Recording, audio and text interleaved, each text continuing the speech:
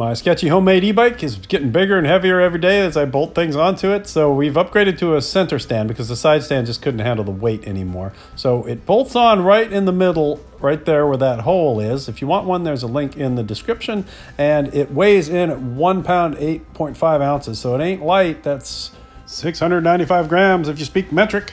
And it works like this, just like on a motorcycle. You kind of rock it backwards onto the center stand, and in this case, with that big heavy electric wheel, the steering wheel always flips around backwards. And then to take it off the center stand, you just do the opposite, which is flip your handlebars forward and just roll it forwards to get off. So pretty easy to use, not too hard to operate. I think anybody could do it. In this case, my bike is so rear heavy that the front wheel goes up in the air. And here is the lean angle. So you get a pretty good lean angle. I don't think I ever lean further over than this, but you can see it is kind of a low rider. So if you're really out into the, burning off your chicken strips around every corner, then you're probably going to want something that rides a little higher.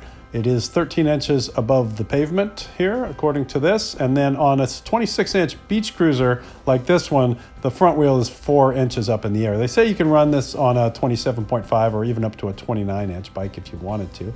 So that's pretty much it. There are other ones available that have adjustable legs on them. I was worried if I got an adjustable one that one of the screws would come loose and then one of the legs wouldn't work and it would fall over. So I went with this solid state one. If you want it, there's a link in the description. Otherwise, there's a lot of other ones available. Thanks.